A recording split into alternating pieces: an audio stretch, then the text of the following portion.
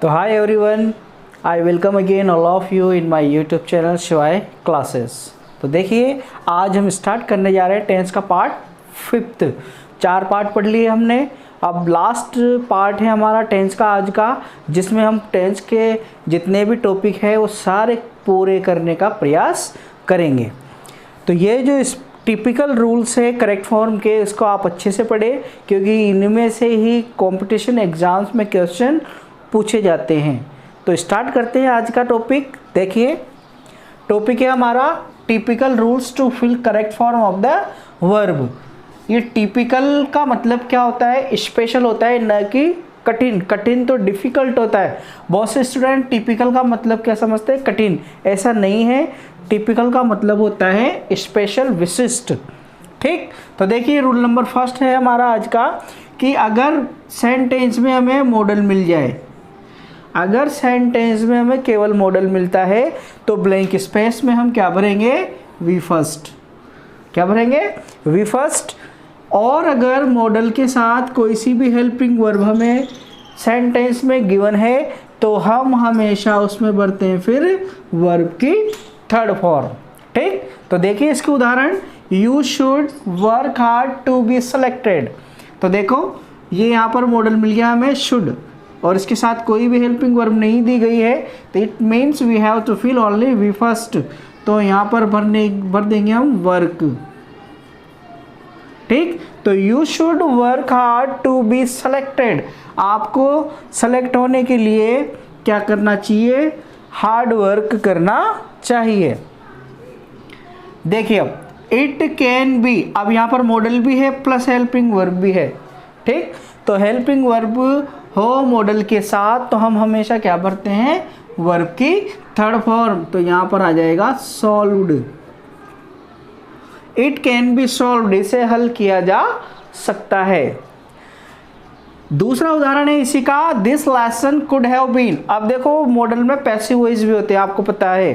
अब passive voice आपको identify करना पड़ेगा, लेकिन इसके लिए ज़्यादा दिक्कत नहीं आएगी। हमारा जो एग्ज़ाम इतना स्टैंडर्ड वाला नहीं है कि हम इसको पहचान न सके। और वैसे भी हमारे पास रूल है, मॉडल प्लस हेल्पिंग वर्ब मिलते ही हमें वी थर्ड भरना है, फिर चाहे वो एक्टिव वॉइस हो चाहे पैसिव वॉइस हो। ठीक, तो दिस लेसन कुड है, कुड के साथ है वो भी है, मिल चुकी है हेल्पिंग वर्ब। अब एक हो चाहे दो हो, it doesn't matter, we have to fill third form. तो टीच की थर्ड फॉर्म क्या हो जाएगी? टॉट। TAUGHT, taught. ठीक, तो this lesson could have been taught yesterday. यह पाठ कल पढ़ा दिया जाना चाहिए था।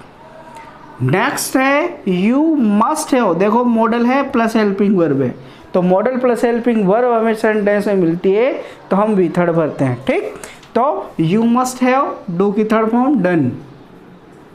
You must have done this work in any condition. आपने इस कार्य को किसी भी हालत में कर लिया होगा।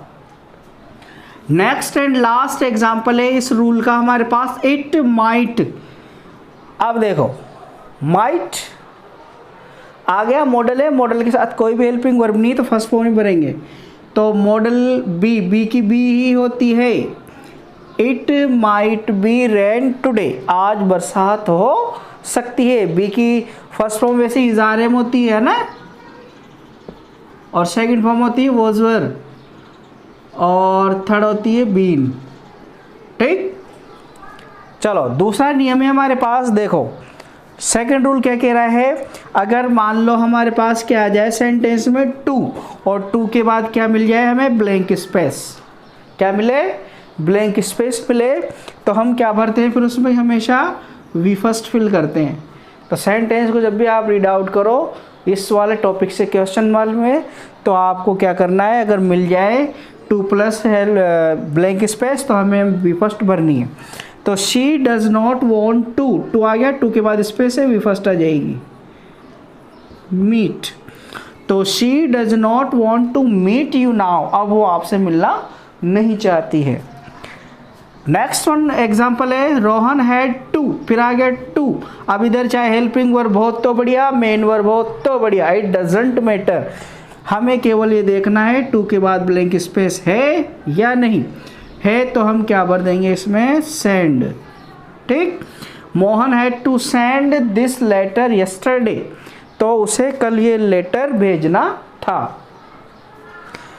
लास्ट वन एग्जाम्पल है इसका, आई अबाउट टू, ये आ गई फ्रेजल वर्ब है ना, तो टू के बाद भी हमें क्या करना है, वी फर्स्ट ही लेनी है। ठीक, तो I about to call you today, मैं आज आपको कॉल करने वाला हूँ। तो ये हमारे दो नियम हो गए। इस दो नियम को आप अच्छे से देखें, याद करें और समझने का प्रयास करें, और नहीं आ रहा है तो बार बार देखें, जरूर आएगा, कोई इतना हार्ड नहीं है। हम क्या करेंगे, नॉर्मल से हार्ड की ओर जाएंगे। ठीक है, दो नियम हो गए, देखें आप इसको। अब बढ़ते हैं हम आगे तीसरे नियम की ओर। ठीक, तो देखिए नेक्स्ट रूल क्या कहता है, प्रीपोजिशन के बाद अगर हमारे पास स्पेस है, प्रीपोजिशन के जस्ट बाद हमारे पास ब्लैंक स्पेस है, तो हम क्या भरते हैं, वी फर्स्ट प्लस आईएनजी। इससे पहले वाले नियम में देखा था कि प्रीपोजिशन टू है ना, टू के अलावा कोई सी भी प्रीपोजिशन होना चाहिए, और वहाँ पर टू जो है वो प्रीपोजिशन नहीं होती है, वो इन्फिनेटिव होता है। जब भी टू इन्फिनेटिव के रूप में आएगा तो हमें वी फर्स्ट भरना है, और जब भी टू प्रीपोजिशन के रूप में आएगा तो हमें वी फर्स्ट प्लस आईएनजी भरना है। तो देखो प्रीपोजिशन के बाद अगर ब्लैंक स्पेस मिलता है तो हम क्या भरते हैं, वी फर्स्ट आईएनजी। तो देखो solve this question without, preposition आ गई, प्रीपोजिशन के बाद हमें क्या भरना है, वी फर्स्ट और आईएनजी। तो देखो सॉल्व दिस क्वेश्चन, इस क्वेश्चन को हल करो विदाउट गेटिंग लेट, बिना देर किए हुए। दूसरा है Mahesh is very good, good in के बाद ब्लैंक स्पेस मिल गया, तो जब भी प्रीपोजिशन के बाद में स्पेस मिलेगा हम उसमें कौन सी फॉर्म भरेंगे, वर्ब की चौथी फॉर्म। तो इन ड्राइव की फोर्थ फॉर्म क्या होती है, ड्राइविंग।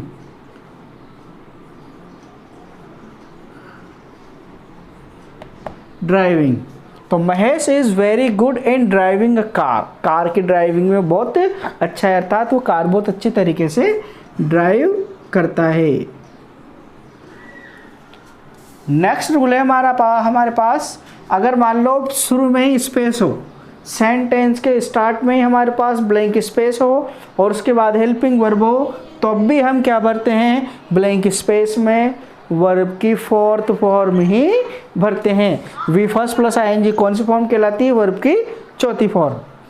तो देखिए ब्लैंक स्पेस है शुरू में ही और उसके बाद हेल्पिंग वर्ब है, तो हम इसकी कौन सी फॉर्म भर देंगे, फोर्थ, वॉकिंग।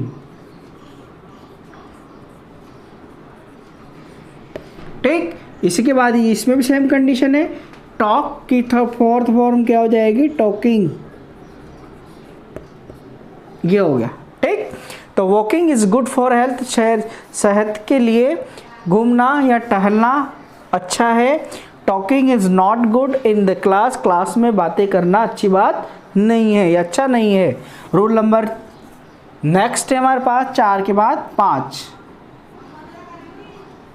तो 5वां रूल क्या कह रहा है, यदि सेंटेंस में हमारे पास ये वर्ब ऑलरेडी आ जाए, जैसे like, dislike, hate, enjoy, avoid, forgive, keep, etc, अगर ये वर्ब ऑलरेडी सेंटेंस में गिवन होती है तो भी हम ब्लैंक स्पेस में कौन सी फॉर्म भरते हैं, वर्ब की फोर्थ फॉर्म भरते हैं। कौन सी भरते हैं, फोर्थ फॉर्म। चलो बताओ, देखें वर्ब की 5 ही फॉर्म कौन सी होती है, याद है कि किसी को, पहले ही पार्ट में बता दिया था मैंने टेंस के पार्ट फर्स्ट में कि वर्ब की कितनी फॉर्म होती है और कौन कौन सी होती है वे। ठीक, तो आपको बताना है कमेंट में कि वर्ब की 5 फॉर्म कौन सी होती है। ठीक, कमेंट बॉक्स में। तो देखिए लाइक मिल गया, इनमें से एक हमारे पास लाइक मिल गया, तो हम क्या भरते हैं, वर्ब की फोर्थ फॉर्म, कुकिंग। ठीक, तो she like cooking, she likes आएगा, sorry, she likes cooking new dishes, उसको नई नई डिशेज बनाना पसंद है या पसंद करती है। दूसरा है यू शुड अवॉइड। अब देखो शुड के साथ हमने क्या बताई थी, वी फर्स्ट, लेकिन वी फर्स्ट उसने खुद ही दे दी। ठीक, अगर उसने खुद ही दे दी, इनमें से कोई सी भी आ गई तो हम क्या भरते हैं, वर्ब की चौथी फॉर्म। तो डूइंग, डू की फोर्थ फॉर्म क्या होगी, डूइंग। तो you should avoid doing this type of work. आपको इस प्रकार के कार्य करने से बचना चाहिए या दूर रहना चाहिए। कीप आ गया, कीप भी है हमारे पास इसमें अवेलेबल, ये रहा कीप भी आती है तो हमेशा फर्स्ट फॉर्म प्लस आईएनजी भरते हैं। तो देखो कीप ट्राई, ट्राई के बाद क्या लगा देंगे इसमें हम, I N G. Keep trying until succeed, जब तक सफलता प्राप्त ना कर लो आप क्या करते रहे, प्रयास करते रहे। ये सक्सीड है ना कि सक्सेज, सक्सेज अलग है, सक्सीड जो है वो वर्ब है। ठीक, तो देखो कीप ट्राइंग अंटिल सक्सीज, आप प्रयास करते रहें जब तक सफलता न मिल जाए, इसका अर्थ ये है। तो हमारे हो गए ये 5 नियम। 5 के बाद हम बढ़ते हैं नेक्स्ट। ठीक, तो आगे बढ़ते हैं, देखिए आगे के नियम क्या कहते हैं। रूल नंबर 6 है कंडीशनल सेंटेंसेस। कंडीशनल सेंटेंसेस कितने होते हैं, 3। ठीक है, तीनों को देखते हैं हम। पहला क्या कहता है, अगर सेंटेंस में इफ दिया गया हो, चाहे वो शुरू में हो चाहे बीच में हो, है ना, तो हम क्या पढ़ते हैं, पहले सेंटेंस में V first plus S E S I S. अब S E S I S कब लगाते हैं, तीसरे पार्ट में मैंने बता दिया है कि कब एस, कब ई एस और कब आई एस लगाता है। टेंस का पार्ट 3 देखे आप इसके लिए। ठीक, तो पहले सेंटेंस में V first S E S I S लगाएंगे और दूसरे वाले में will shall plus V first लगाएंगे।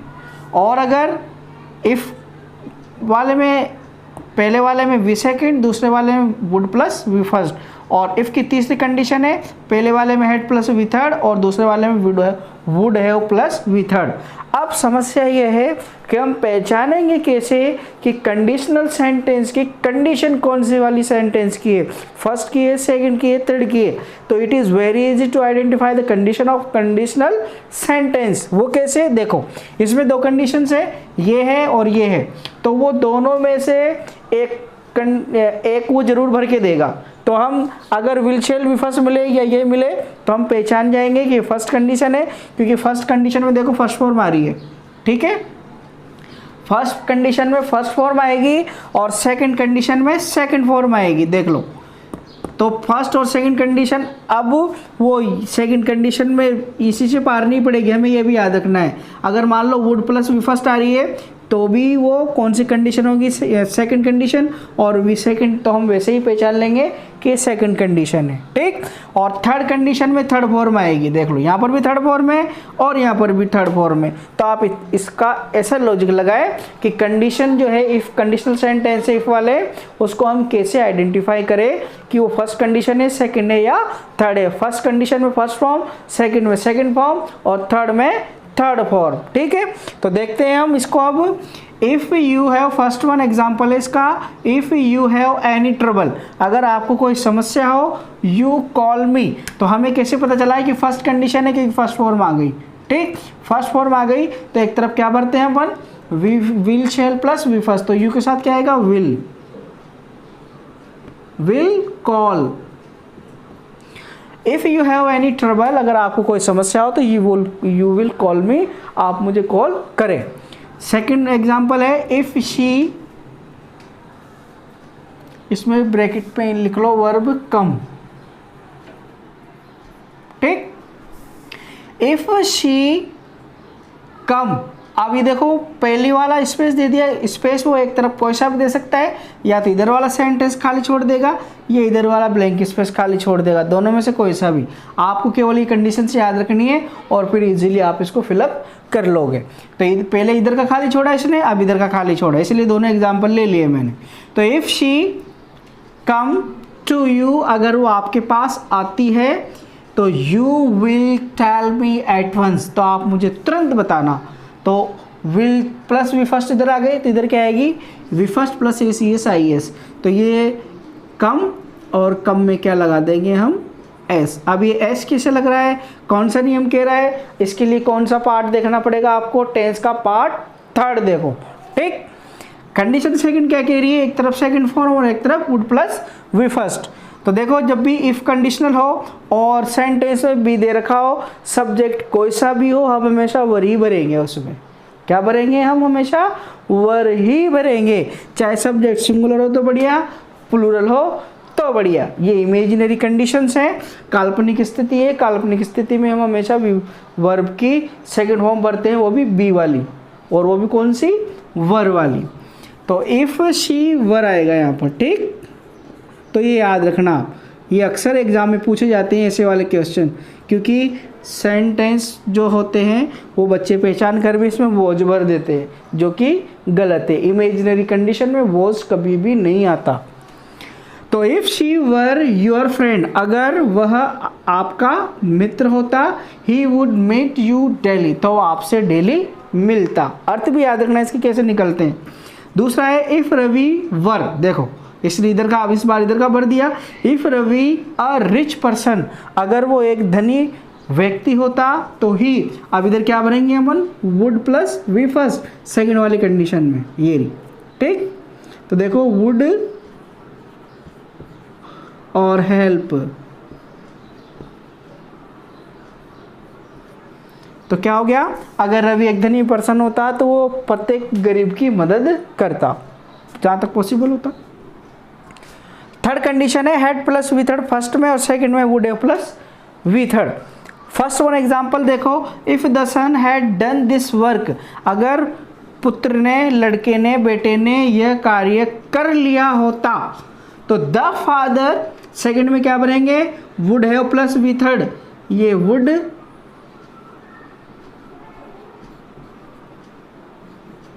हैव, और ये क्या है, चाइल्ड, चाइल्ड मतलब डांटना, चाइल्डेड।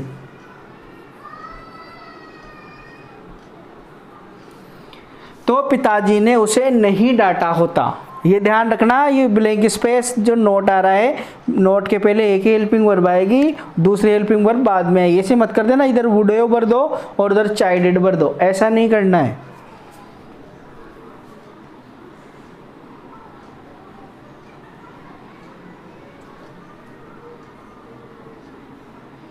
ठीक। लास्ट है इसका उदाहरण, इफ द स्टूडेंट्स, अब मैंने इधर का खाली छोड़ दिया, if the students complete this project the teacher would not have punished them, अगर इन विद्यार्थियों ने कंप्लीटेड, हैड कंप्लीटेड आ जाएगा इधर, है ना, हैड कंप्लीटेड, अगर विद्यार्थियों ने ये प्रोजेक्ट पूरा कर लिया होता तो अध्यापक ने उन्हें सजा नहीं दी होती। ठीक। तो ये हो गए हमारे कंडीशनल सेंटेंसेस, हो गया। अब बढ़ते हैं हम आगे। तो देखो नेक्स्ट है हमारा 7वां रूल, क्या कहता है, देखो इम्पेरेटिव सेंटेंस का है। इम्पेरेटिव सेंटेंसेस कितने होते हैं, 4 होते हैं। एक तो वी फर्स्ट से स्टार्ट होने वाले, दूसरा डोंट डू नॉट से, डू नॉट या डोंट से स्टार्ट होने वाला, तीसरा है लेट से स्टार्ट होने वाले, और चौथा है प्लीज काइंडली वाले, नॉट स्टार्ट होने वाले। क्योंकि प्लीज काइंडली ज़रूरी नहीं है सेंटेंस के स्टार्ट में ही आए, बट ये तीनों कंडीशंस कंपलसरी है, सेंटेंस के स्टार्ट में ही आएगी तभी वो इम्पेरेटिव सेंटेंस होगा, नहीं तो नहीं होगा। और प्लीज काइंडली सेंटेंस में कहीं भी आ सकता है, स्टार्ट में आ सकता है, लास्ट में आ सकता है, कहीं भी आए तो भी वो इम्पेरेटिव ही होगा। कितने होते हैं इम्पेरेटिव सेंटेंस, 4। तो देखो पहला रूल नंबर 7 का पहला है, पहला दूसरा दोनों एक साथ है। यदि सेंटेंस वी फर्स्ट से स्टार्ट हुआ हो या डोंट डू नॉट से स्टार्ट हुआ हो, हमें क्या करना है, यही बढ़ना है, is are am plus V first plus I N G बढ़नी है। तो देखो ये इसका उदाहरण है पहला स्टॉप, स्टॉप पहली फर्स्ट फॉर्म है, फर्स्ट फॉर्म आ गई, उसके बाद है 2 बाइक्स, अब ये प्लूरल है तो इसमें से तीनों में से क्या आएगा, आर, और कम का कम में क्या लगाएंगे हम, आई एन जी। तो स्टॉप रुक जाओ, 2 bikes are coming very fast, क्योंकि जो 2 बाइक्स है वो बहुत तेज आ रही है, इसलिए आप वहीं रुको, इनको निकलने दो फिर आना। दूसरा उदाहरण ये तो हुआ वी फर्स्ट वाला, और वी फर्स्ट वाला कोई सा भी, बहुत सारी फॉर्म है, वो कोई सी फर्स्ट फॉर्म दे सकती है, और उसमें ये एक्सप्लेनेशन का मार्क आपको जरूर मिलेगा, तो इससे ही पहचान लेना आप। ठीक। नेक्स्ट है डोंट मेक अ नॉइज, शोर मत करो।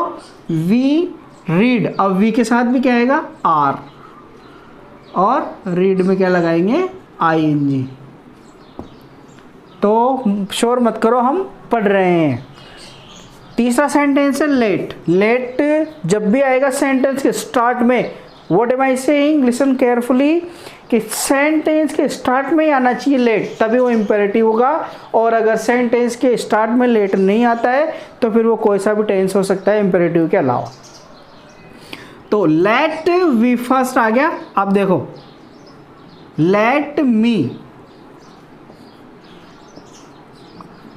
मी गो आउट नाउ, अब मुझे जाने दो। तो लेट आ गया तो बिना सोचे समझे वी फर्स्ट भर देना। और लेट का प्रयोग हम परमिशन लेने या देने के लिए करते हैं। जैसे इसका अर्थ क्या हो गया, let me go out now, अब मुझे जाने दो, परमिशन मांग रहा हूँ मैं। और लेट के बाद एक विशेष ध्यान रखना, लेट के बाद हमेशा ऑब्जेक्टिव फॉर्म ही आती है। पैसिव में भी ध्यान रखना, क्योंकि बहुत से बच्चे जब पैसिव बनाते हैं उधर से इधर लेके आते हैं लेट वाले में, तो वो ऑब्जेक्ट को इधर सब्जेक्ट लिख देते हैं, जो कि गलत है। उधर से ऑब्जेक्ट उठाएंगे तो भी हम उसकी ऑब्जेक्टिव फॉर्म में लिखेंगे। फॉर एग्जांपल, जैसे मान लो इधर ऑब्जेक्ट मी होता तो इधर लाके बच्चे क्या कर देते थे, आई। ऐसा नहीं होता, मी ही रहेगा लेट वाले केसेस में। नेक्स्ट है इसका प्लीज काइंडली। अब प्लीज काइंडली की दो कंडीशंस है।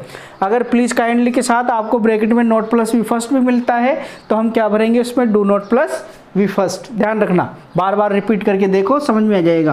प्लीज काइंडली है ना, तो नॉट प्लस वी फर्स्ट, दो कंडीशन से दोनों देगा तो हम क्या भरेंगे इसमें, डू और ऐड कर देंगे। नॉट प्लस वी फर्स्ट तो यही सही, और क्या ऐड कर देंगे हम इसमें, डू। तो देखो, प्लीज यू, कृपया आप, नॉट स्कॉल्ड हिम टुडे, आज उसे मत डांटना।